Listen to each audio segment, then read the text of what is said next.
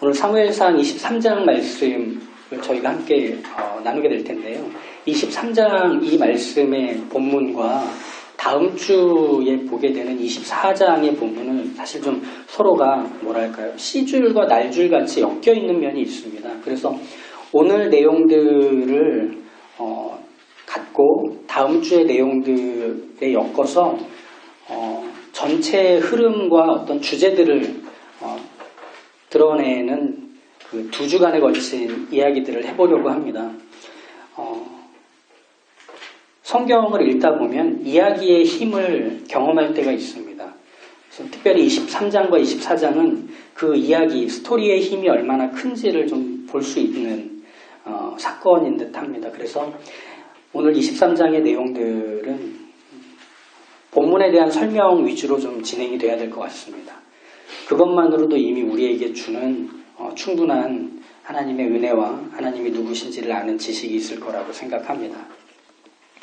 23장은 이렇게 시작을 해요. 누군가 다윗을 찾아온 거죠. 그는 블레셋이 그일라에 쳐들어와서 타작마당을 공격했다라는 이야기를 해줍니다. 그일라의 타작마당을 공격한 일은 그일라가 블레셋에서 멀지 않은 지역이기도 했지만 매번 그런 일들이 반복되어 온 일이기도 했을 겁니다. 다윗에게 그일라를 도와달라는 거죠. 이 어려움을 끊어달라는 거겠죠. 근데 다윗은 우리가 알고 있다시피 도망자 신세입니다. 그리고 어디에 숨어 있어야 하는 사람인데 그를 찾아와서 도와달라고 할 때는 여전히 이스라엘 사람들에게는 다윗은 전쟁의 영웅입니다. 그리고 다윗과 함께하는 사람들이 이미 적지 않은 무리, 초반에 400명이었는데 이제 그 인원수가 점점 늘어서 우리가 23장을 이후에 더 계속 볼 땐 600명가량까지 늘어가는, 계속 무리가 커가는 상태였죠.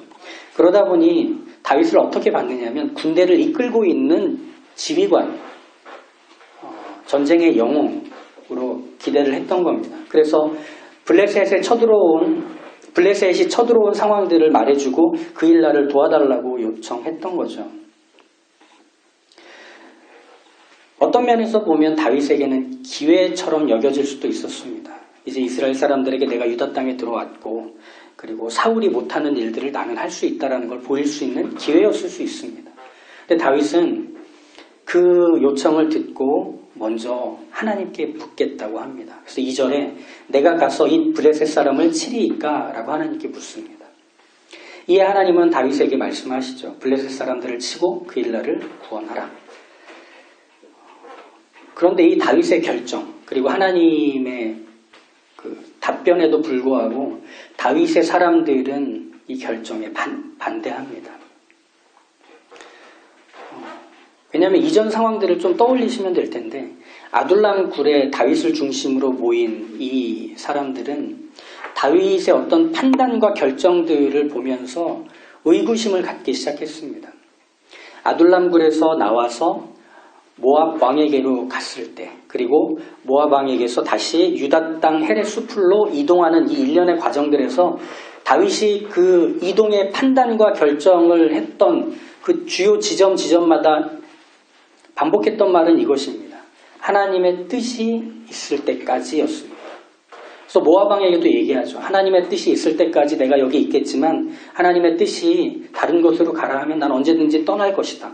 그리고 선지자 갓이 다윗에게 찾아와서 유다 땅으로 들어가라 라는 말에 뒤도 안 돌아보고 바로 유다 땅으로 이동하는 그 일련의 모습이 다윗의 사람들에게는 과연 저 우두머리, 저 지도자가 우리의 유익과 우리의 미래를 맡길 만한 사람인지에 대한 의구심이 끊임없이 찾아올 수 있었던 겁니다. 그런데 여기서 그일라를 돕기 위해 블레셋과 싸우러 가자라고 말하니 이 의구심은 이제 불안으로 바뀌는 겁니다. 그래서 3절에 이렇게 얘기하죠. 우리가 유다에 있기도 두렵거든 하물며 그일라에 가서 블레셋 사람들의 군대를 치는 일이니까 이렇게 반대를 하는 겁니다. 이미 유다 땅에 들어온 것 자체도 위험한 상황인데 여기서 우리가 여기 들어왔다는 걸 노출시키라고? 그 위험에 우리를 던져버리는 거냐? 너 왜 자꾸 영웅놀이 하니? 말하자면 그거죠. 이미 떼지어 다니는 것 자체도 엄청난 위험에 노출된 상태인데 전쟁까지 벌여서 우리가 여기 있다는 걸 알리자. 동의할 수 없는 거죠. 당장 우리 코가 석자인데 누가 누굴 돕겠느냐는 거죠. 이렇게 대다수가 반대하며 불만을 터뜨리자 다윗은 다시 하나님께 묻습니다. 하나님은 다윗의 물음에 4절에 이렇게 대답하시죠. 일어나 그일라로 내려가라. 내가 블레셋 사람들을 내 손에 넘기리라. 그래서 5절 이후에 나오는 전투는 완벽한 승리였습니다. 다윗과 그의 사람들은 그일라로 내려가서 블레셋과 싸웠고 그들을 쫓아내고 그들이 가져왔던 가축들까지 다 얻어서 전리품을 삼습니다. 대단한 성과였죠. 그일라 주민들의 재산과 생명은 다윗에 의해 지켜진 건 당연했던 거고요. 이 블레셋과 싸워서 이긴 다윗의 사람들의 첫 전투는 다윗의 사람들에게 어떤 특별한 인상 두 가지를 마치 새겨주듯 남겼습니다. 첫 번째는 무엇이었냐면 다윗이 믿을 만한 지휘관이라는 점이었습니다. 사울 밑에서 군대 장관의 일도 했고 천부장의 일도 했죠. 그때 다윗은 지휘관으로서 유능하고 탁월하게 일을 처리했습니다. 그 실력 어디 안 가고 이 그일라에서 블레셋과 싸우는 전투에서도 다윗은 여전히 탁월한 지휘관으로 그 실력을 보여주었습니다. 승리하게 되었죠. 다윗의 사람들은 이 블레셋과 싸우는 자리에서 다윗을 신뢰해도 되겠다라고 하는 확신을 가졌던 거죠. 이 말은 다윗이라는 지휘관이 있으면 내 생명이 지켜지겠구나라고 하는 확신과도 같은 거였습니다. 전쟁터에서 지휘관에 대해 그런 확신을 갖는 건 정말 필요한 일이죠. 두 번째로 이 다윗의 사람들은 다윗과 이 전투를 벌이고 승리한 후에 하나님을 믿고 의지하는 또 의식하는 이 지도자가 다윗이라는 것을 알게 되었습니다. 블레셋의 공격으로부터 그일라를 도와야 하는 판단을 다윗은 하나님께 묻고 듣고 하나님께 묻고 또 듣죠. 여기서 다윗이 정확하게 어떤 방식으로 하나님께 물었고 그걸 들었는지에 대해서 나오지 않습니다. 구약시대에 하나님의 뜻을 알려면 보통은 제사장을 찾아갔습니다. 그래서 제사장이 갖고 있는 에봇 안에 있는 우림과 둠빔으로 하나님의 뜻을 물어서 예스, 노로 이 뜻을 확인하는 방식이 구약에서 하나님의 뜻을 아는 공유하고 있는 방식이었죠. 하지만 6절에 보시면 그일라에 있을 때 제사장 아히멜렉의 아들 아비아달이 에봇을 가지고 왔다라고 하고 있는 이 말씀에서 본다면 그일라에 쳐들어가기 전, 그러니까 블레셋과 싸우기 전에 다윗은 에봇을 갖고 있지 않은 채로 하나님의 뜻을 묻고 들어야 했습니다. 이게 다윗의 사람들에게도 좀 막연한 거죠. 어떻게 하나님의 뜻인지 알지? 다윗은 어떻게 하나님의 뜻을 듣고 이 무모한 결정을 한 거지? 라고 하는 의구심이 드는 것은 당연했을 겁니다. 그럼에도 다윗의 사람들은 다윗을 따라 그일라를 도우러 전투에 참전하죠. 그랬기 때문에 다윗과 함께 그일라로 내려갔던 다윗의 사람들은 블레셋과의 전투에서의 큰 승리 그리고 전리품까지 얻게 되는 일을 통해서 다윗이 하나님과 소통하고 있구나. 다윗이 믿고 있는 하나님이 다윗과 함께하고 있고 또 우리와 함께하고 있구나 라고 하는 것에 대한 인식이 생긴 겁니다. 우리의 지도자는 하나님을 믿고 하나님을 의식하는 지도자구나 이렇게 알게 된 거죠. 근데 이게 아마 만만치 않은 생각이었을 것 같아요. 하나님과 함께하는 지도자, 하나님을 의식하고 하나님을 믿는 지도자라는 것은 하나님과 함께한다라는 안심을 주기도 하지만 사실은 또 한편으로 다윗과 함께 다니면 이런 일들이 반복되겠구나 하는 답답함도 따라왔을 겁니다. 이건 하나님의 뜻대로 지도자가 판단하고 결정하는 일이라 우리의 동의와 판단보다 앞서는 하나님의 뜻을 따르는 그게 우리가 동의가 안 되고 따르기 쉽지 않을 때가 많겠구나. 사실은 앞으로 계속 그 일들이 될 겁니다. 하나님을 믿고 다윗을 신뢰하지만 여전히 다윗의 사람들은 불안해하죠. 계속 우리가 보게 될 것입니다. 그렇지만 이 불안은 무엇으로 계속 상쇄가 되느냐면 하나님이 함께 하신다는 것을 승리를 통해 보여주시고 다윗과 그와 함께하는 사람들의 생명을 보존하는 것을 통해 하나님과 함께하는 걸 하나님의 사람들은 경험하게 될 것입니다. 이렇게 다윗의 사람들에게는 그일라를 도와준 이 블레셋과의 전투를 통해서 다윗이 이스라엘의 지도자로 손색이 없는 사람이라는 것을 처음으로 분명하게 확인하게 되는 거죠. 값진 성과였습니다. 그래서 앞으로 다윗과 함께하며 겪게 되는 모든 일들은 이스라엘의 지도자로서 다윗이 합당한가에 대한 끊임없는 확인과 점검이 될 것이었습니다. 그리고 다윗은 그것을 계속 보여주게 되겠죠. 이스라엘의 지도자는 누구냐? 자기 백성을 자기가 다스리는 왕이 아니라 자기 백성이 아닌 하나님의 백성으로 여겨 그들을 섬기고 하나님 앞에 데려다주는 지도자가 되는 겁니다. 그래서 하나님의 백성을 다스리는 청직이며 종같이 이스라엘의 지도자는 이스라엘을 섬겨야 했던 거죠. 그걸 이제 다윗이 보여주게 될 것이었습니다. 이렇게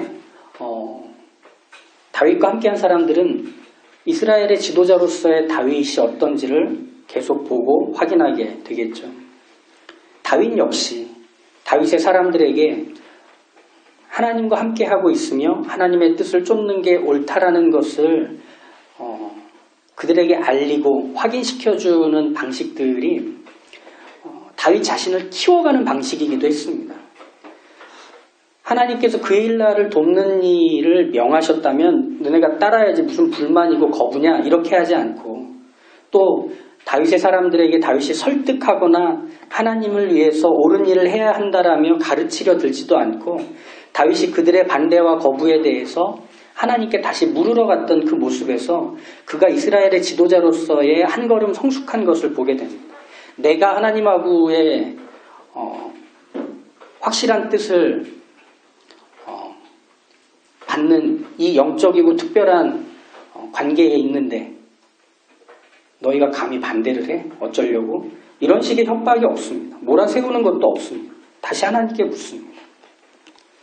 처음 하나님께 물을 때는 그일라를 돕는 게 하나님을 위한 것인지를 묻지만 두 번째 하나님께 물을 때는 다윗의 사람들을 위하실 하나님을 그 다윗의 사람들에게 알리려고 묻고 있는 겁니다. 그러니까 나는 맞고 너는 틀리다를 확인시켜 주려고 두 번째로 물은 게 아니라는 뜻입니다.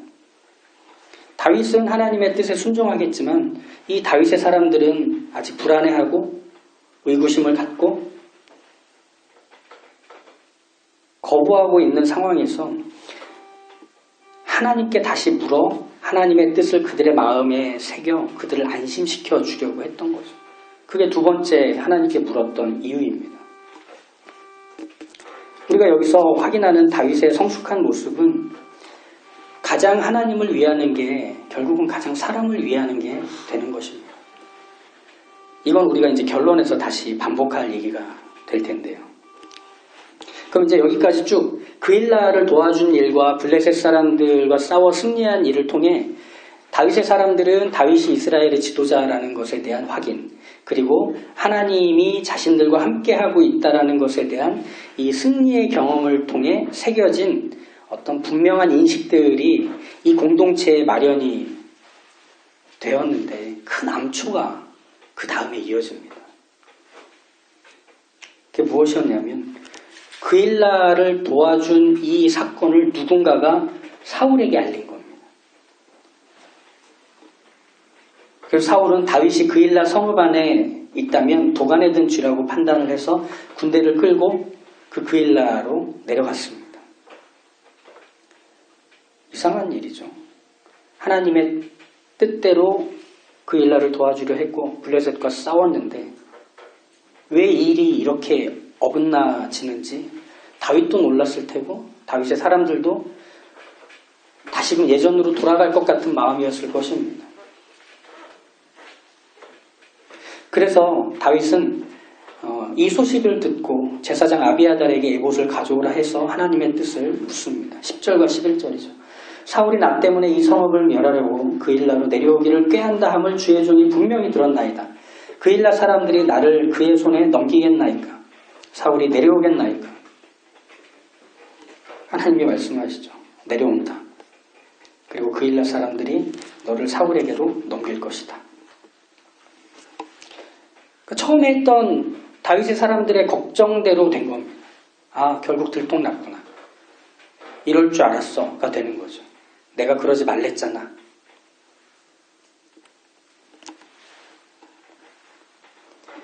다윗의 사람들에게는 이런 사울에 대한 두려움이 있었습니다.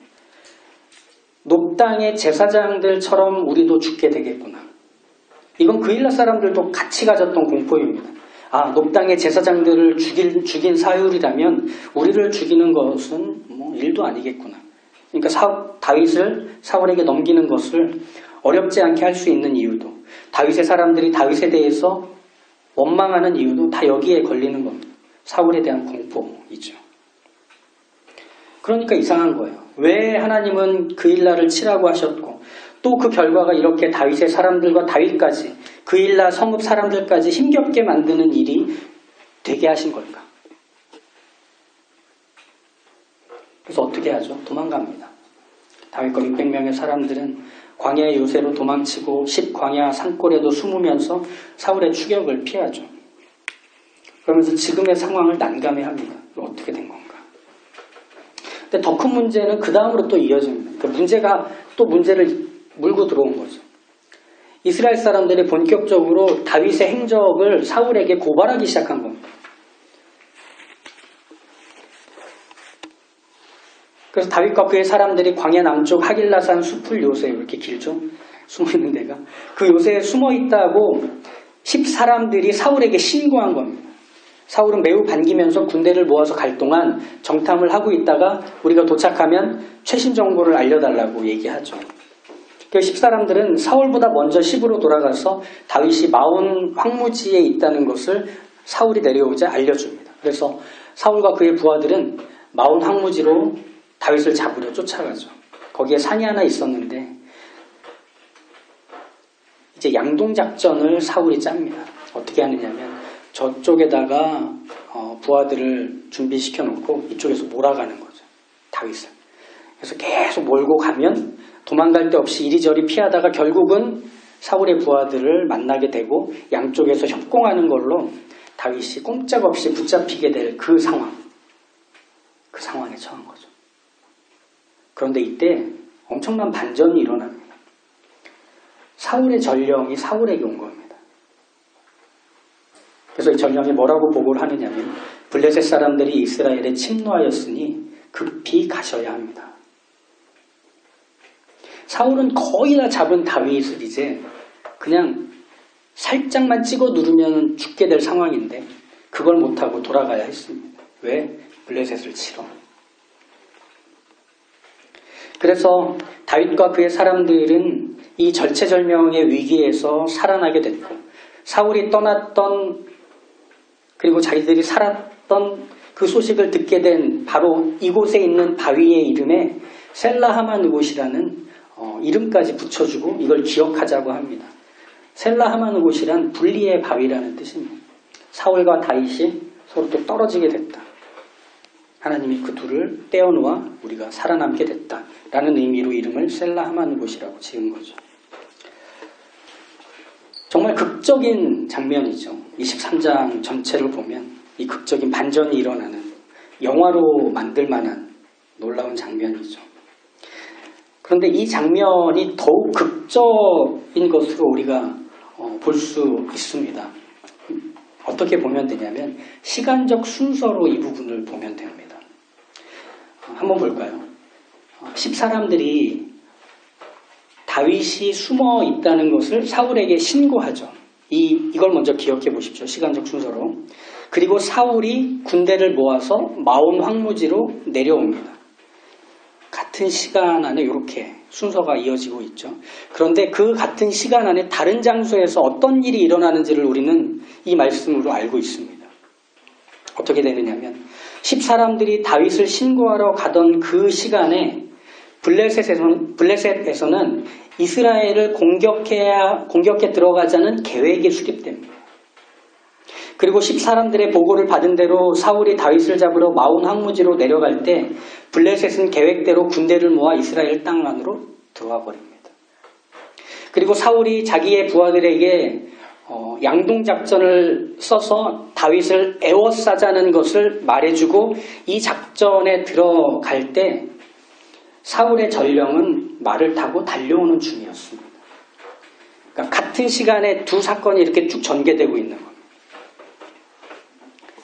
한마디로 하면 사울이 다윗을 잡으려고 가던 그 시각에 블레셋 군대는 이스라엘로 들어와 있는 중이었다는 겁니다. 하나님이 다윗과 그의 사람들을 구하시려고 블레셋을 이용하신 거죠. 그리고 그것은 상당히 이전 시간부터 준비가 되어 온 것입니다. 이 사건을 시간적 순서로 재구성한 이유는 무엇이냐면 이걸 단순히 이제 극적인 효과를 드러내기 위해서가 아니라 이 사건의 시작이 어디에서부터였는지를 보려는 겁니다. 그게 어디에서부터였나요? 그일라에서부터였습니다. 그일라의 타작마당을 침략해 들어온 블레셋 사람들에 대한 이야기를 다윗이 들었을 때 그들을 도와야 할지 말아야 할지를 하나님께 묻고 하나님은 도와야 한다고 말씀하셨습니다. 다윗의 사람들은 그것에 대해서 반대했었죠. 만약 그 반대를 따라서 그일라를 돕지 않았다면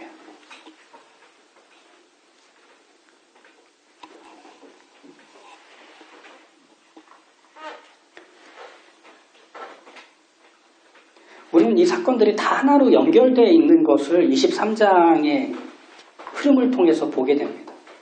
하나님이 왜 그일라 사람들을 도우라고 했는지 그리고 그 블레셋과 싸워서 승리하게 됐고 그 승리의 결과로 사울이 다시금 그일라에 쳐들어와서 다윗을 쫓아가고 또 다시금 마온 황무지까지 쫓아내려와서 거의 죽을 뻔한 상황이 됐는지에 대해서는 다윗과 그의 사람들이 경험한 현실입니다. 그런데 하나님이 그 시간 안에서 하시는 일들은 다윗과 그의 사람들을 돌보시고 생명을 보존하시는 일을 하신 겁니다. 그래서 그일라를 도왔던 일들까지도 하나님께서는 다윗과 그의 사람들이 결국 사울의 손에서 건져짐을 받게 하려고 그 모든 시간의 과정 속에서 일해 오셨던 겁니다. 그래서 4절에 이렇게 얘기하셨잖아요. 일어나 그일라로 내려가라. 내가 블레셋 사람들을 내 손에 넘기리라. 다윗과 그의 사람들은 그일라를 돕는 일을 위해서 전쟁에 나갔습니다.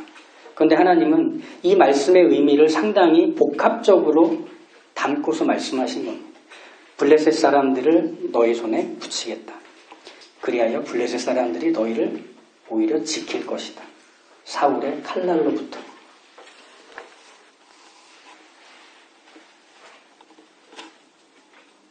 다윗의 사람들이 사울에게 잡히는 게 두려워서 그일라를 돕는 일을 접었다면 블레셋이 이렇게 적절한 타이밍에 이스라엘에 침공하지 않았을 겁니다.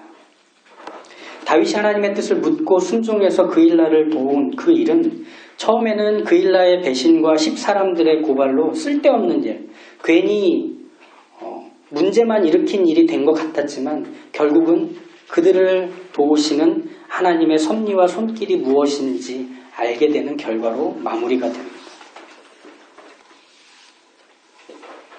하나님은 그렇게 일하신다는 거죠. 우리의 시간은 현재로서 지금 겪고 판단하고 일하는 것들로 이어져서 그 다음으로 갑니다. 근데 하나님의 시간은 그 이전부터 그 이후까지 하나님의 사랑하심과 자비하심과 그 영광과 능력으로 당신의 계획하신 것을 이루어 생명을 살리고 모든 죽을 것 같은 것들을 다시금 붙드시고 보호하시는 것으로 보여내십니다. 그때 일하시는 게 아니라 그 전부터 일하셔서 말이죠.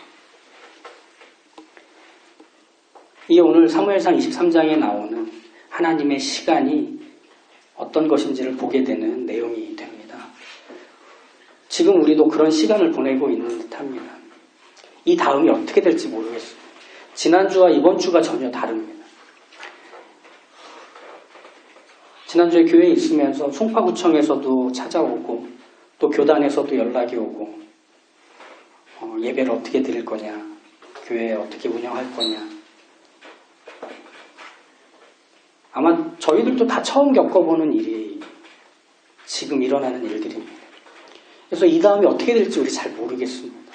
우린 다만 기도하며 가장 우리가 해야 될 최선을 감당해 갈 뿐입니다. 이 최선이 뭘 만들어낼지도 잘 모르겠습니다.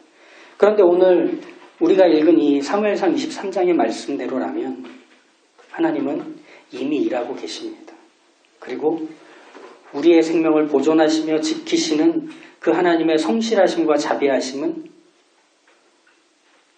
우리가 예상하고 기대하는 것 이상으로 우리의 삶 안에서 구체화될 것입니다. 그래서 우리의 병과 우리를 떨어뜨려 놓으시는 셀라 하만 곳이 일어날 것입니다. 우리의 곤란과 우리의 눈물과 우리의 두려움으로부터 우리를 뜯어내시는 하나님의 셀라 하만 곳을 우리는 경험하게 될 것입니다. 그걸 기대하는 것이죠. 그게 우리가 믿음으로 사는 것입니다. 하나님은 기어이 그 일을 하실 것이고 우리는 기어이 그 자리에서 하나님을 만나고 그 하나님을 노래하게 될 것입니다. 이 셀라 하만 곳을 기억하시고 하나님이 여전히 함께 하신다는 믿음 안에서 우리가 한 주간 힘있고 소망을 두고 살아가신 믿음의 사람들이 다 되시기를 간절히 축복합니다.